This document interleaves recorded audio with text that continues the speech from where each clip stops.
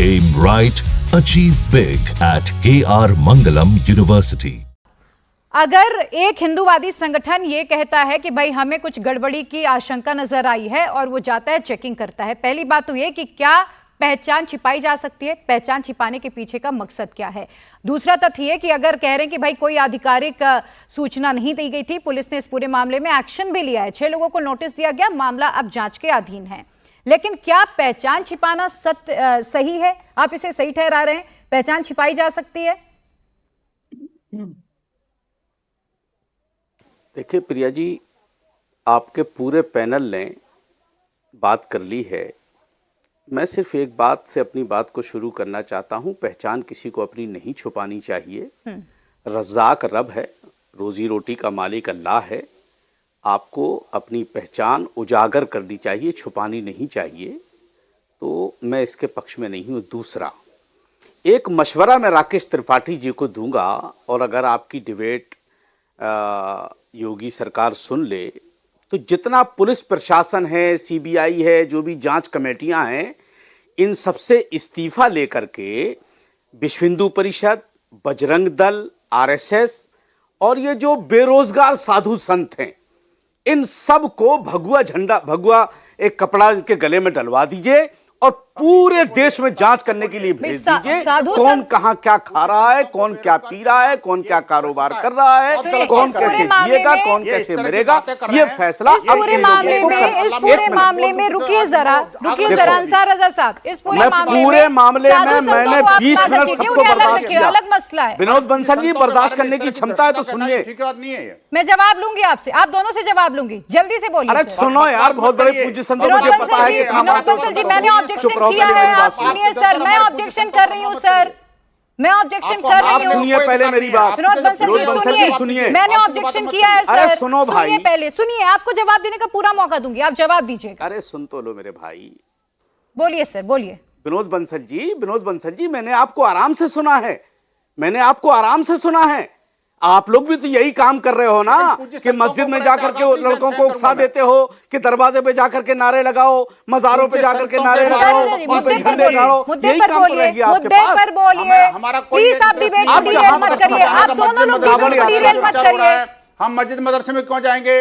मस्जिद मदरसे के अंदर आतंकवादी संगठन चल रहे हैं, ये कौन नहीं जानता? बच्चों के साथ व्यभिचार के अड्डे चल रहे हैं, वहां कौन जाएगा?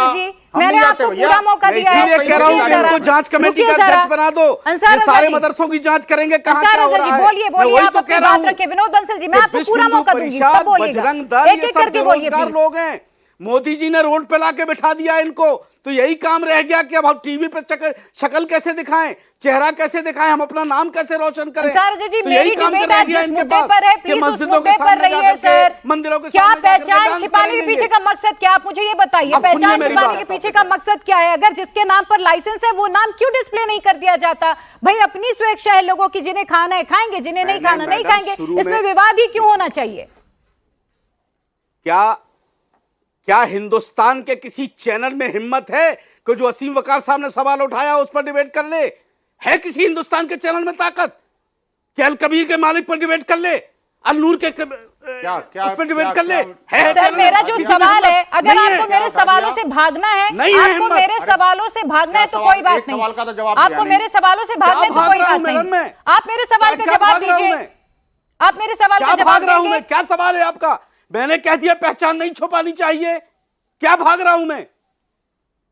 ठीक है, चलिए, क्या सवाल है आपका? मेरा सवाल आपसे यही था कि क्या पहचान छिपाना ठीक है? अगर पहचान छिपाकर कोई अपना ढाबा चला रहा है, कोई चला रहा है अपना ढाबा, उसके पीछे का क्या मकसद हो सकता है?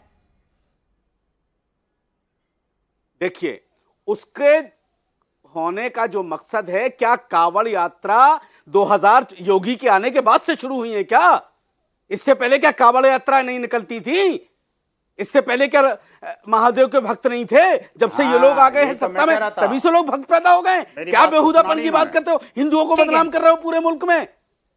ये भोले भाले हिंदुओं को आप जो है चटनी बना करके खाना चाहते हो, ठीक है, उनके नाम पे राजनीति करना चाहते हो। ठीक है, मैंने आपको पूरा मौका दिया है, मैंने आपको पूरा मौका दिया है, मैं आपको फिर मौका दूंगी, आप अपनी बातें रखिएगा। लेकिन जिस मुद्दे पर आज हमारी डिबेट है मेरी आप सभी मेहमानों से गुजारिश है ताकि हमारे दर्शकों को यह विषय समझ में आए, आप लोगों की बातें समझ में आए, एक एक कर बोलिएगा, मुद्दे पर बोलिएगा, कोई डिरेल नहीं करेगा। राकेश त्रिपाठी के पास जाऊंगे, लेकिन उससे पहले फराज किदवई जी अपनी बात रखें। जी प्रिया जी, देखिए राकेश जी ने अभी एक बड़ी गंभीर बात कही और राकेश जी आप सुन लीजिएगा उसको बाद में। इन्होंने कहा कि मुसलमान इस देश में पॉल्यूशन फैला रहे, ये इन्होंने बोला। तो अगर मुख्तार अब्बास नकवी और दानिश अंसारी ये सुन रहे हो तो उनको पता होना चाहिए कि भारतीय जनता पार्टी के प्रवक्ता मुख्तार अब्बास नकवी, शहनवाज हुसैन और दानिश अंसारी ये सब इस देश में पॉल्यूशन फैला रहे हैं। ये भारतीय जनता पार्टी के ऑफिशियल प्रवक्ता, राष्ट्रीय प्रवक्ता बोल रहे हैं। अभी क्या नाम है इनका, विश्व हिंदू परिषद, विनोद बंसल जी ने बात की मिलावट की, थूक की। देखिए सब गलत है। मैं मानता हूं कि अगर किसी के खाने में थूक मिला दिया जाए, कहीं पेशाब कर दिया जाए, ये बिल्कुल गलत है। लेकिन मैं आपको एक किस्सा बताऊंगा। मुंबई में 2 लोग, दूध की बड़ी कंपनी जैसे अमूल, गोकुल, महानंदा, इसके पैकेट्स में गंदा पानी मिला रहे थे और उनका नाम था श्रीनिवास लुलू और डापली। अब ये कौन सा जिहाद कर रहे थे मुझे नहीं पता। सिंथेटिक दूध में शैम्पू और डिटर्जेंट मिला रहे थे रमेश, गोपाल, वीरेंद्र, महेश प्रजापति, दिवाली के समय। ये कौन सा जिहाद कर रहे थे मुझे नहीं पता। सुनती जाइएगा, अखबार का नाम ले लीजिए, नवभारत टाइम्स की खबर है। 80 किलो नकली खोया सिर्फ एक जिले में पकड़ा गया, उसमें भी निरमा वॉशिंग पाउडर और क्या क्या मिला था। इंडियन एक्सप्रेस 28 अगस्त 2024 को लिखता है कि इस देश की जो बड़ी बड़ी कंपनीज है, मैं फिर से बोल रहा हूं, जो बड़ी बड़ी कंपनीज हैं जो मसाले बनाती हैं, उन कंपनीज के नाम भी उसने कोट किए थे, लेकिन मैं नहीं किसी को बदनाम करूंगा। उसमें हाई लेवल ऑफ पेस्टिसाइड्स और इंसेक्टिसाइड्स थे। तो ये पेस्टिसाइड्स जिहाद और इंसेक्टिसाइड्स जिहाद ये कौन कर रहा है? इन बड़ी बड़ी कंपनियों के मालिक कौन कौन है? एक्शन हुआ ना, कुछ कोई नहीं जज हुआ, की भूमिका में तो नहीं आया, एक्शन हुआ ना।